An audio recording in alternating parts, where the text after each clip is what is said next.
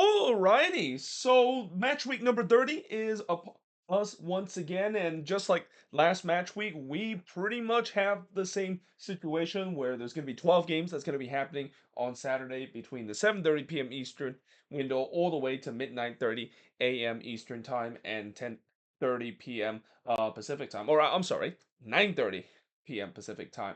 That is, and then we of course will have the triple header on Sunday with these triple header starting around the same time, although there is a little bit of a gap at least in the first two game of the triple header that we're going to see on Sunday. But with that being said, let us begin by talking about the first game, which is the Philadelphia Union versus the Chicago Fire. So this could be a matchup that maybe could be a preview, as we see in the first round of the playoffs. Both of these teams are pretty close in terms of where they are in the standings, where there could be a possibility that this could be a first round matchup. The Union 15-6-6, where Chicago is 11-6-9, as this is the first of 5 games that starts at 7:30 p.m. Eastern, 4:30 p.m. Pacific. Now, all-time meaning, the Union does leads the all-time with a 17-9-10 record, but when it comes to recent form, Chicago has definitely been the better team when it comes to recent form. And as we know, this season on the road, they are definitely much better when they're playing on the road compared to them playing at home, which is something you usually never see with the Chicago Fire. They're always teams that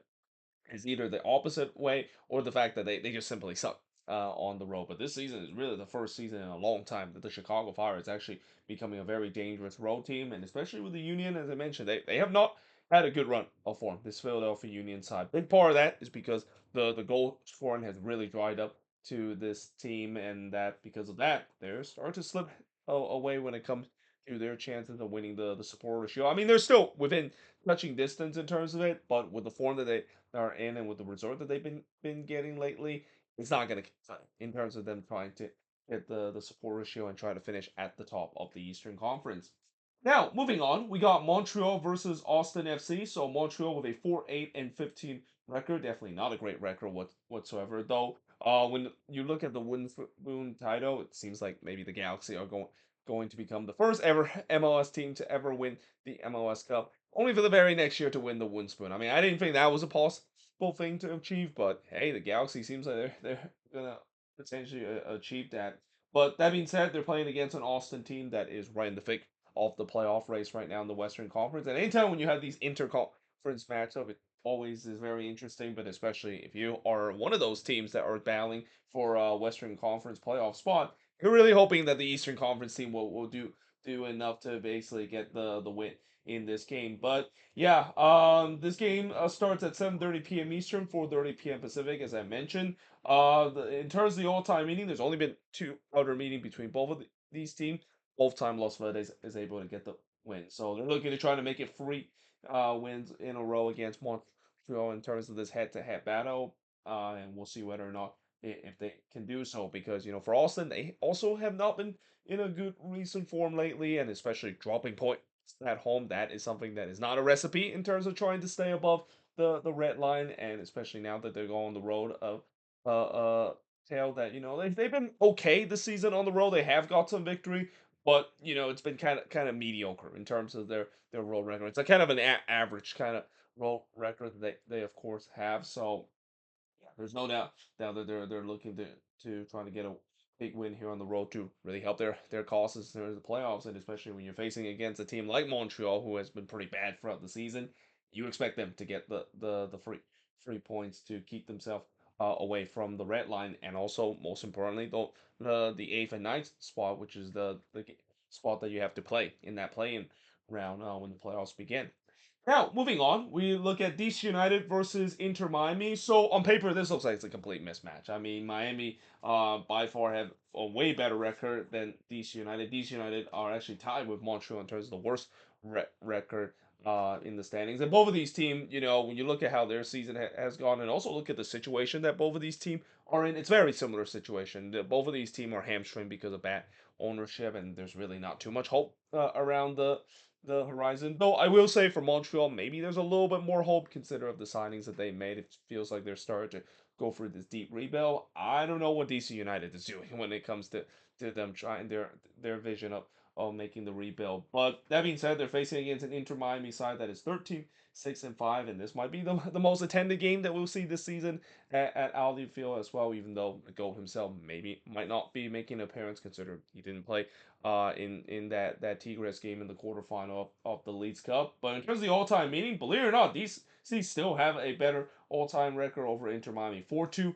and 3 in favor of Miami. It used to be Miami just always had problem when it comes to facing against DC. This has been a team that's been kind of a kryptonite for Miami in the early years when Miami was playing. This is kind of like the pre-Messi era that is, but recently it's been kind of gone the other way. Inter Miami has definitely gone the better over DC, and in this game, I'm also interested to see whether or not if they're gonna rest a lot of their players in this one. This is gonna be the same case I say about the four teams that are gonna be have to play in the semi-final on Wednesday in the Leagues Cup, where they're definitely gonna rest some of their guys heading into that game. I mean, I know Miami is still within touching distance of trying to win the Supporters Shield, but at the same time, it will be interesting to see how Javier Mascherano will balance the the tournament itself, and or balance the tournament and also the league play itself. And it's also important to note that no, Javier Mascherano will not be suspended for this game. He's only going to be suspended at least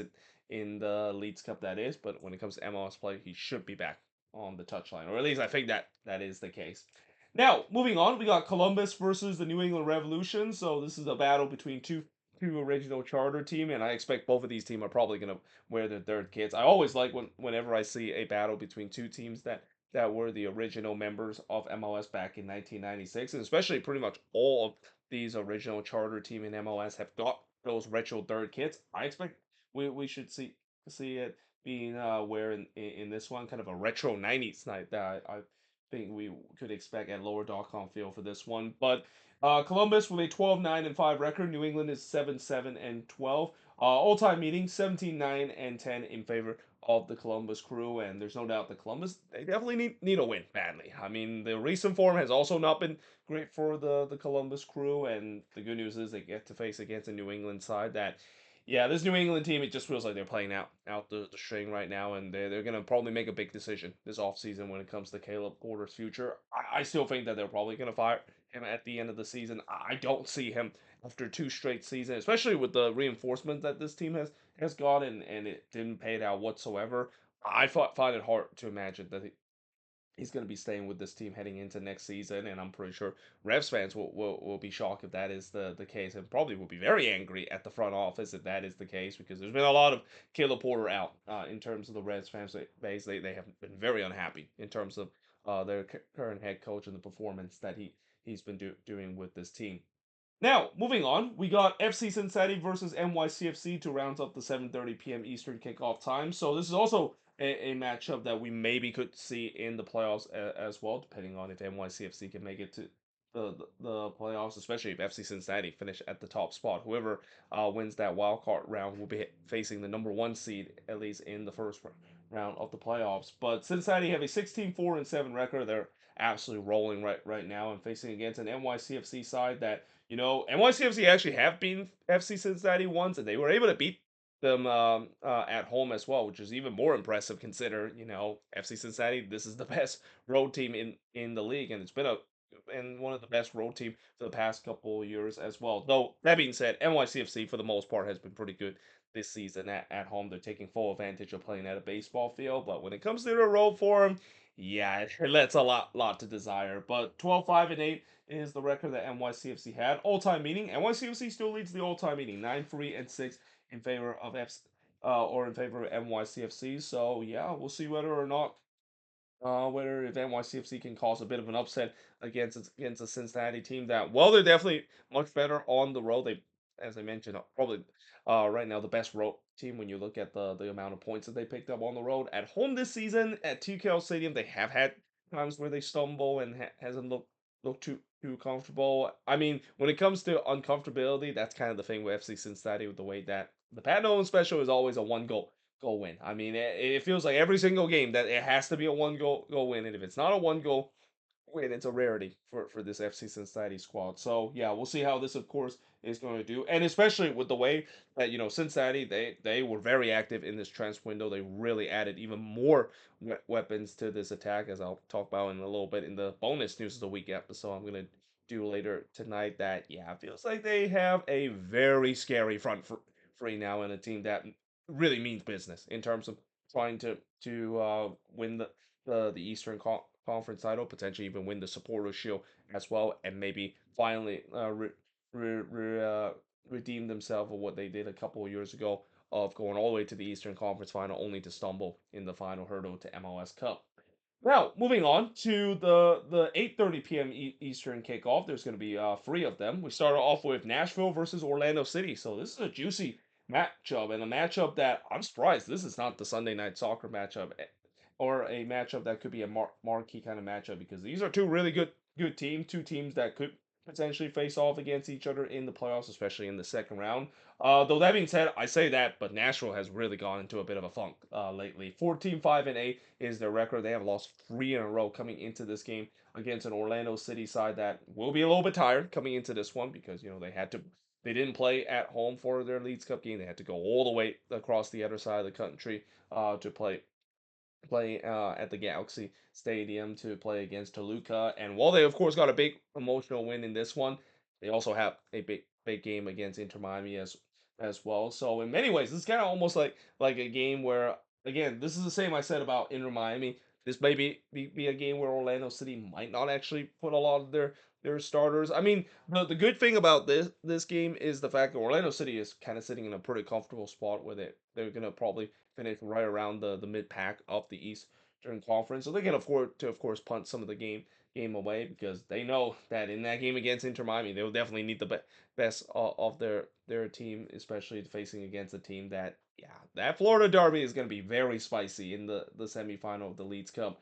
But in terms of the all-time meeting, 6-5-4 in favor of Orlando City, and for Nashville, this is a big opportunity. Again, this is definitely a slide that I'm pretty sure Nashville fans definitely did not anticipate, considering they have just been wheeling and dealing when it comes to the resort for the past 2 months. But there's a chance where they do face against a weaker Orlando City side, and especially they're at home in this game. They've been very good this season at Geodis Park. That's a big opportunity to finally end that three game losing streak and finally get themselves back to winning ways, and maybe back to getting themselves in a good run of form as they head into the playoffs, because there's no doubt that they're going to be one of those teams that could be a contender out of the Eastern Conference, and one of the many teams that's going to be an absolute bloodbath in the Eastern Conference in terms of trying to go all the way to the Eastern Conference final and potentially make it all the way to MLS Cup as well. Now, moving on, in terms of the next game, we got the Houston Dynamo versus the San Jose Earthquakes. So this is a playoff six-pointer, because the Quakes are the team that is currently just sitting above the red line right now, though they don't control their own destiny and have an 8-8-11 record. Whereas the Houston Dynamo, they have a 7-8-11 record. They're not that far away from where the Quakes are in the standings. But in terms of the all-time meetings, 17-4-8 in favor of the Houston Dynamo, and the Quakes have had their issue when it comes to facing against the Dynamo. I mean, I think they finally did get a win, if I'm not mistaken, in last time when they played against the Dynamo at Shell Energy Park or Shell Energy Stadium, and they're gonna have to try to do it again in this one, because again, this is a virtually a playoff six pointer. This is a game where both of these teams really wants to win this one so they can really get themselves in the playoff conversation, and especially this.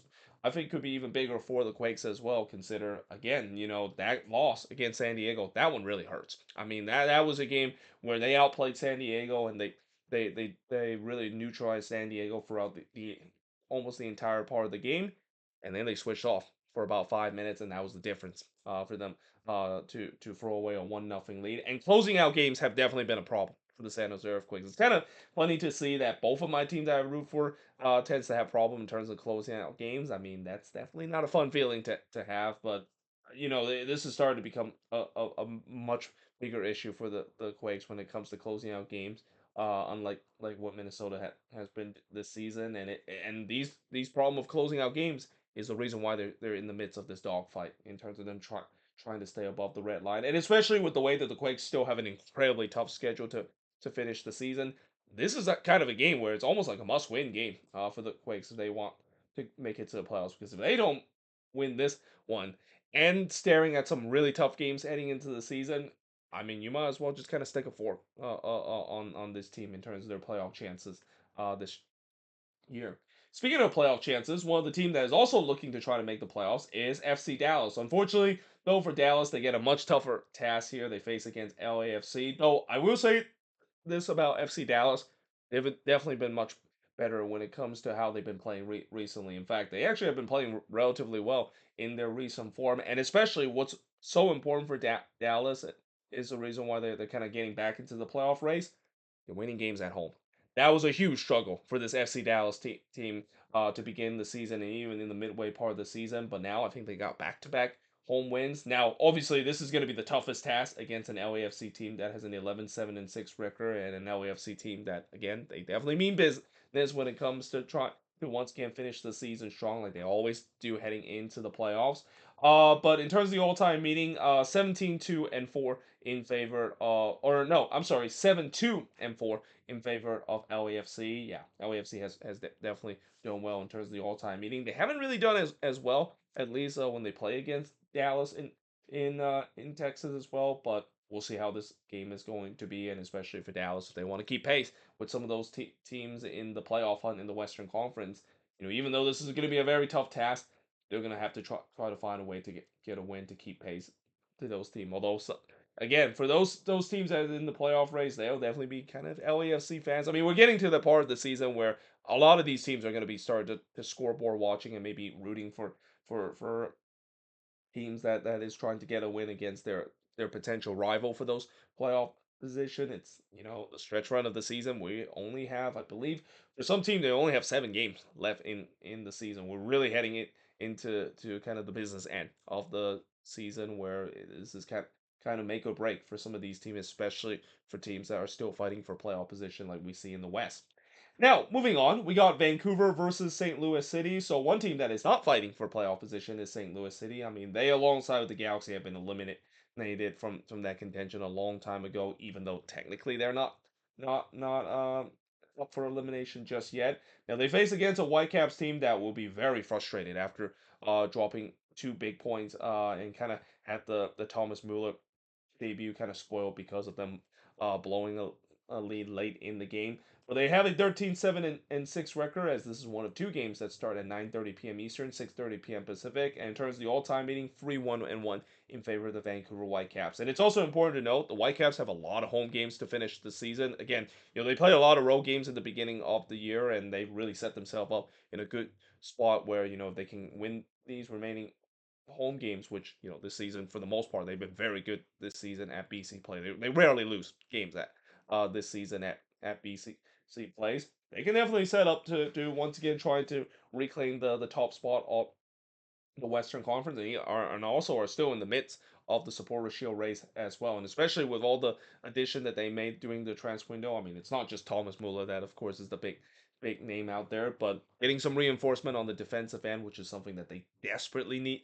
needed if they want to contend for a Supporters Shield or even contend for MLS Cup this year. This is a team that could be dangerous heading down the stretch, and they're definitely looking to get themselves in a good run of form so they can prepare for playoff time. Because I think the expectation for the Whitecaps this season, as great as this season has been and as magical this season as Jasper Sorensen has guided this team, Whitecaps fan does not want to see this team to be a first round exit. I mean, they're tired of seeing this team being a first round exit. They really want this team to go deep, and they definitely have the roster to do so. I think this could be the year where we can see the Whitecaps go on a magical run and equally or easily equal the amount of wins that they've ever had in the playoffs in their entire franchise history of coming to MLS. Now, speaking of another team that is also looking to hope to maybe make a deep playoff run is Minnesota. So Minnesota obviously is a team that recently they have made a lot of signing. Like they literally cramped till the very last second to make all these signings. I'm not quite sure if that's the best move for them, but hey, as the old saying goes, it's better late than never in terms of making the reinforcement that this team desperately needed if they want to be a contender for MLS Cup and maybe even still in the mix of the Supporters Shield standings as well. Now they do face against an RSL team that is 9-4-13, and RSL is another team that is fighting for playoff position. So all these teams that are fighting for playoff position in the West, they're definitely going to be Minnesota United fans coming into this one. Now in terms of the all-time meeting, there's been a lot of draws in this. In fact, 11 draws in the all-time meeting between both of these team, and that include last year where it also ended in a draw. There's been a lot of draw between both of these teams when they play in Utah and play at the Riot as well. Though again, this is a game that for Minnesota, I know it's a road game for them, but this is a game that they have to win. I mean, this is a game where they face against an RSL team that I know RSL has been in a pretty good form lately, but this is a depleted RSL team heading into this game. They're not going to have Diego Luna in this game. They're not even going to have their two striker in Gozo and Agata in this one. You got to say this is a game that Minnesota's got to take advantage of it, and especially with them being a very good road team this season.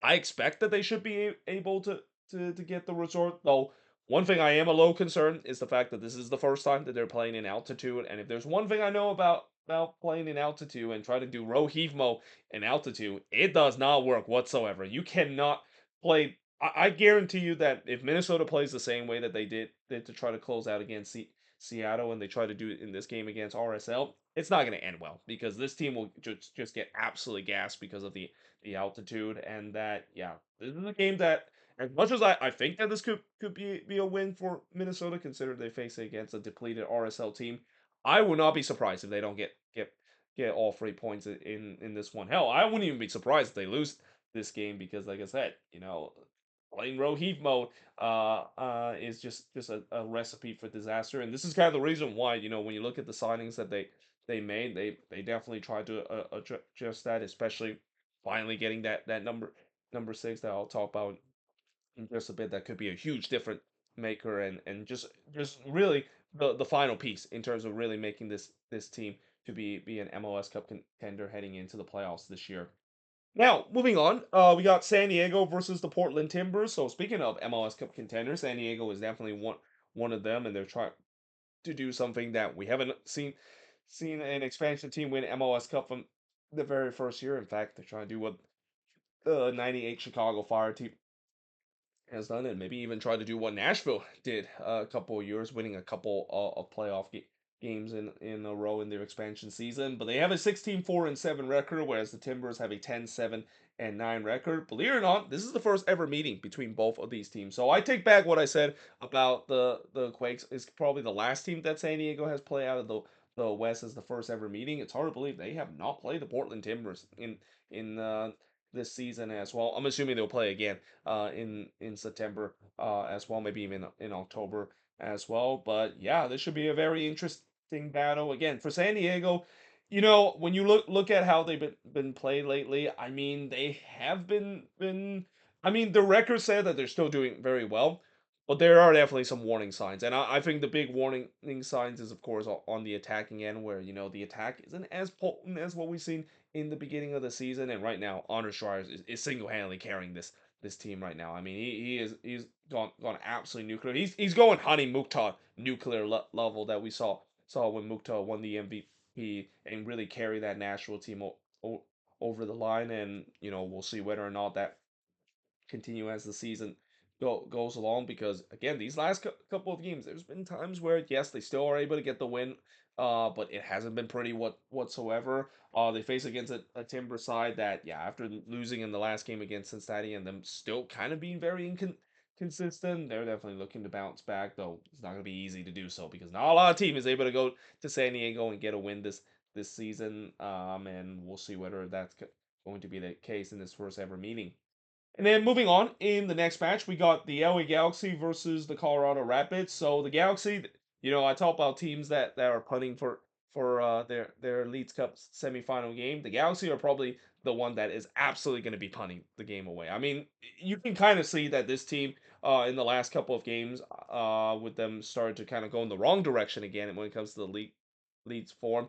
They're basically punting the league form. Like they're basically not even care about MLS play now. They are putting all their eggs in their basket in terms of the Leeds Cup, and that's what salvaged the season. Even though, despite the fact that Greg Vanny have said that that's not gonna winning the Leeds Cup doesn't salvage the season. I mean, deep down, it really does salvage the season. It gets this team a trophy in arguably one of the worst season that the Galaxy have ever had in franchise history.